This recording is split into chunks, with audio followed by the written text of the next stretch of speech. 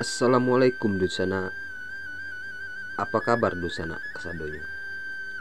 Kali ini pastinya kita akan kembali membahas seputar fakta unik, sejarah, budaya, tokoh, dan mitos seputar Minangkabau.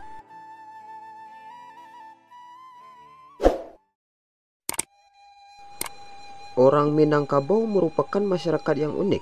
Selain dikenal dengan kebiasaannya merantau, mereka juga berupaya untuk memadukan nilai-nilai adat, tradisi, dan nilai-nilai keagamaan Islam.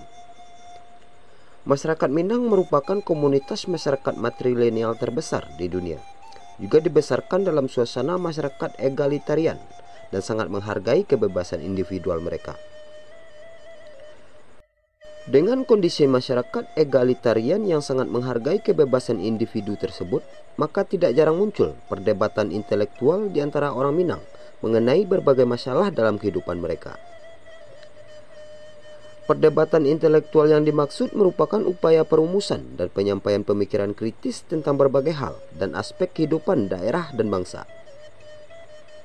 Pemikiran-pemikiran kritis tersebut lazimnya disampaikan secara terbuka dan terus terang di berbagai kesempatan, baik secara lisan pada saat dilangsungkan rapat, kongres, dan seminar, maupun secara tertulis di surat kabar dan majalah. Orang Minang selalu memperdebatkan ide dan tidak menelan mentah-mentah segala sesuatu yang berhubungan dengan perihal kehidupan mereka, baik yang berasal dari rantau maupun dari ranah sendiri. Oleh karena itu, berlangsungnya konflik secara berkepanjangan di masyarakat Minang tidak dapat dihindarkan.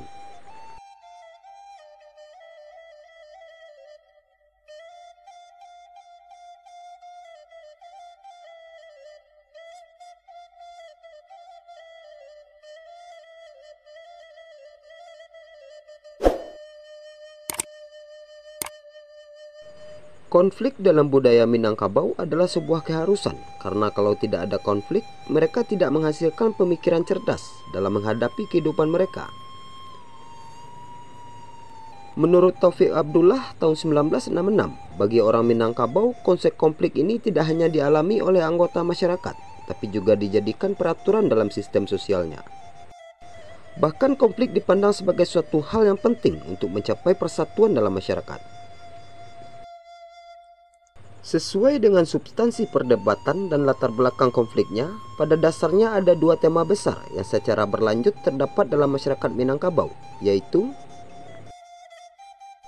yang pertama, perdebatan intelektual dan konflik mengenai pelaksanaan hukum waris, adat, serta tanah ulayat. Yang kedua, perdebatan intelektual dan konflik mengenai hubungan antara kaidah adat Minangkabau dengan ajaran agama Islam.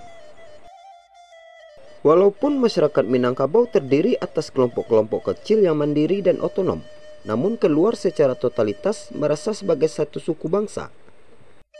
Falsafah hidup mereka mengajarkan kesamaan dan persaingan, tetapi juga harmoni atau keseimbangan yang menyebabkan penyampaian pemikiran kritis dalam masyarakat mereka menjadi suatu yang dirasakan lumrah dan niscaya terjadi.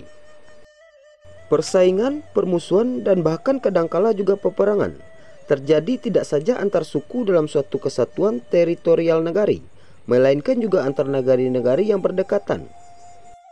Penyampaian pemikiran kritis tersebut selain telah menyebabkan terjadinya konflik, juga memungkinkan terbentuknya konsensus. Dengan kata lain, naluri berkonflik diimbangi dengan kemauan berkonsensus.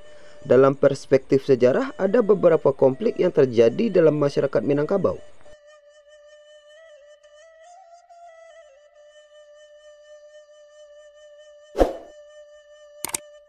Persiteruan Datuk Parpatihanan Sabatang dengan Datuk Ketumanggungan. Merujuk tradisi lisan yang digambarkan dalam Tambo, tidak terbukti dengan temuan-temuan prasasti yang ada dengan persepsi masyarakat Minangkabau. Secara keseluruhan tidak sesuai dengan fakta dan data sejarah. Dalam Tambo menyebutkan nenek moyang masyarakat Minangkabau berasal dari keturunan Raja Iskandar Zulkarnain dari Macedonia. Dalam sejarah yang ada, Raja Iskandar Zulkarnain hanya sampai ekspansi ke India, dan setelah itu tidak dijelaskan sejarahnya. Dalam Tambo menyebutkan Iskandar Zulkarnain mempunyai 3 orang anak, dan mereka berlayar ke daratan Cina akibat banjir besar yang melanda bumi. Ketiga anak tersebut mempunyai watak yang berbeda, dan kemudian bertengkar memperebutkan tahta kebesaran ayahnya. Kemudian air sudah surut, Maharaja Diraja dan pengikutnya turun dari kaki Gunung Merapi dan membuka lahan di Padang Panjang, Pariangan, sekarang masuk Kecamatan Simabua, Kabupaten Tanah Datar. Dua orang keturunan Maharaja Diraja, Datuk Ketumanggungan dan saudara lain ibu, Datuk Perpatianan Sabatang, menyusun bentuk dan sistem pemerintahan adat Minangkabau. Menurut beberapa versi menyebutkan kedua datuk ini berselisih tentang kedatangan Aditya Warman, Pangeran Sumatera, dan dididik di Jawa. Aditya Warman kemudian menikah dengan adik Datuk Katumanggungan dan Datuk Perpatianan Sabatang. Dua saudara ini bertikai dalam menentukan status Aditya Warman. Menurut Ketumanggungan menganggap Aditya Warman adalah Raja Minangkabau dan Datuk Perpatianan Sabatang tidak demikian. Akibat perselisihan ini dikenal dengan keselarasan Ketopeliang yang berkiblat kepada Datuk Katumanggungan dan keselarasan Bodi Ciniago yang berkiblat kepada Datuk Perpatianan Sabatang. Melihat kondisi sejarah berdasarkan kajian prasasti yang ada 3 prasasti yang punya hubungan dengan peristiwa yang disampaikan Tambo, tetapi peristiwa tersebut yang ada kontradiktif. Dalam isi prasasti Pegaruyong ke-6 digoreskan pada batu andesit warna coklat kekuningan non-artifisial. Batu monolit tersebut berbentuk persegi panjang, tak beraturan dengan tulisan pada sisi atasnya. Melihat kondisi tulisan tidak menurut pakem yang ada, dapat diinterpretasikan jenis tulisannya relatif kasar, kecil dan tidak rapi. Prasasti dengan huruf dan bahasa Jawa kuno ini hanya terdiri dari 2 baris tulisan dan jika dibandingkan dengan medianya tidak proporsional.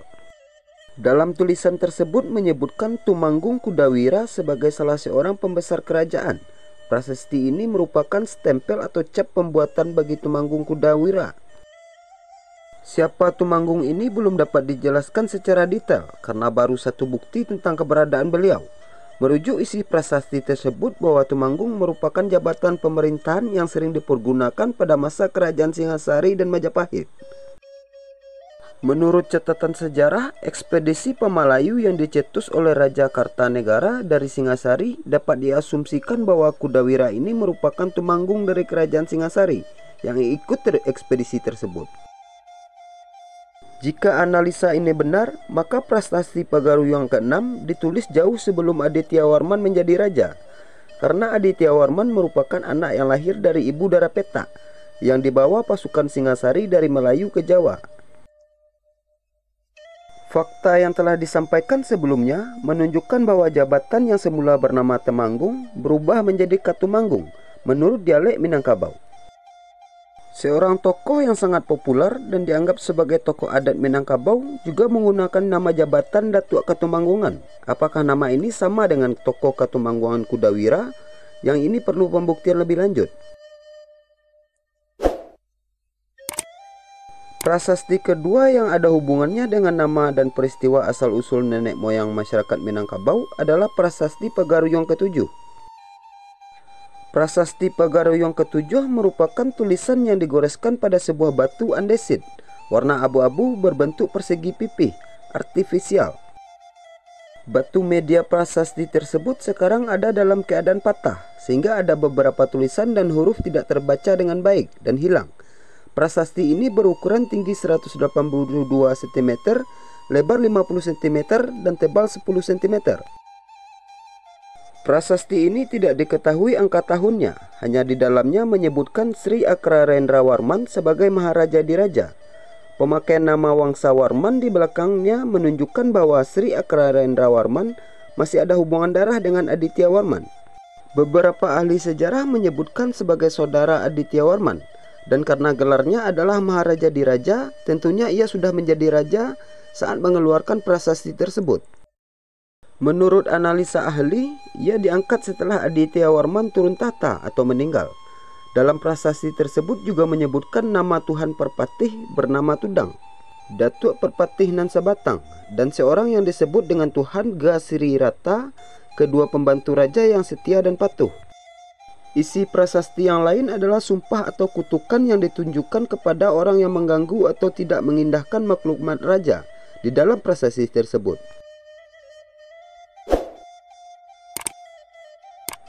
Hal lain yang dapat diungkap dari isi prasasti ini adalah nama jabatan Tuhan Perpatih dan Tuhan Ga. Jabatan Tuhan Perpatih tampaknya sama dengan jabatan Tuhan Patih di dalam pemerintahan Kerajaan Majapahit, sedangkan Tuhan Ga belum dapat diidentifikasi lebih lanjut. Istilah penyebutan Tuhan pada dasarnya menunjukkan pada sebutan pemimpin dalam suatu kelompok tugas. Nama-nama jabatan Tuhan ini sering kita temukan dalam prasasti-prasasti Jawa kuno pada abad 9-13 Masehi, seperti Tuhan Ni Kanayakan, Tuhan Ni Lampuran, Tuhan Parujar, dan sebagainya. Kedudukan Tuhan tersebut sama dengan juru dan dapat juga berarti pimpinan. Sedangkan jabatan patih termasuk jabatan desa yang tergolong dalam istilah rama atau tetua desa. Pada masa Kerajaan Majapahit, patih naik menjadi pembantu dekat raja. Menurut Cas Paris, prasasti di atas dikeluarkan oleh Raja Akrarendawarman yang memerintah sebelum Aditya Warman, yaitu sekitar paruh pertama abad ke-14.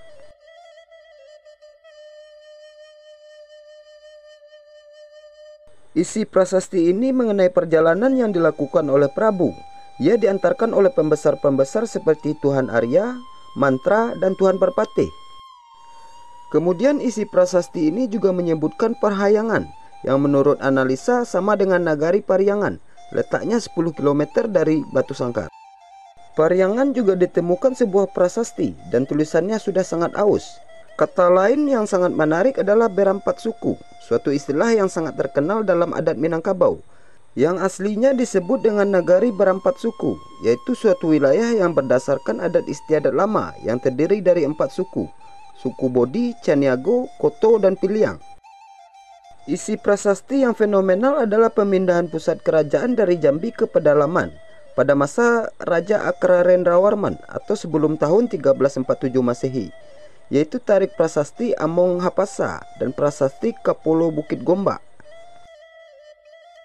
Fakta yang telah disampaikan menunjukkan bahwa jabatan yang semula bernama Tuhan Patih berubah menjadi Tuhan Perpatih menurut dialek Minangkabau. Mengingat kedudukan datuk sebagai pemimpin sama fungsinya dengan Tuhan, sehingga terjadi peralihan sebutan sesuai dengan lingkungan di dialek Minangkabau. Merujuk dengan 3 prasasti tersebut, menurut penulis adalah suatu peristiwa yang terjadi pada masa lalu. Kemudian karena transformasi berita ini melalui cerita dari mulut ke mulut atau tambo, akibatnya terjadi pembiasan informasi. Berdasarkan prasasti yang ada nama-nama peristiwa dan tokoh yang ada seperti Maharaja Diraja, Datuk Katumanggongan, dan Datuk Parpatianan Sebatang, dan ditambah temuan prasasti yang ada di Sungai Mengkaweh di Pariangan, menguatkan analisa tentang adanya sejarah Minangkabau secara nyata. Berdasarkan analisa tersebut bahwa kejadian yang ada ini bertarik abad ke-13 dan 14, sedangkan peristiwa yang diinformasikan Tambo sezaman perkembangan kebudayaan Helenisme yang dibawa Iskandar Zulkarnain sebelum abad Masehi. Jadi informasi yang disampaikan Tambo belum dapat waktunya dan peristiwanya. Jadi akibat perselisihan tersebut muncul sebuah peristiwa yang kita kenal dengan Batu Batikam, yang dipercayai oleh masyarakat Minangkabau sebagai perselisihan 2 datua dalam membuat sistem adat. Sistem adat ini kita kenal dengan keselarasan Koto Piliang yang aristokrasi dengan semboyan didahulukan selangkah dan ditinggikan serantiang. Sedangkan keselarasan Bodi Caniago, Datuk Parpatianan Sebatang dikenal dengan demokrasi dan semboyan duduk sama rendah dan berdiri sama tinggi. Sekian saja informasi singkat yang dapat kami bagikan tentang konflik di dalam budaya Minangkabau.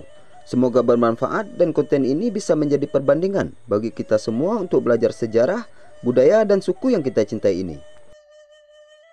Banyak maaf jika ada kesalahan penulisan atau ucapan dalam video kami. Untuk para penonton kami, konten kami hanya bersifat informasi, tidak ada kata pasti atau data valid dalam konten ini. Kami harap kita semua bisa lebih selektif dan bijak dalam menerima informasi.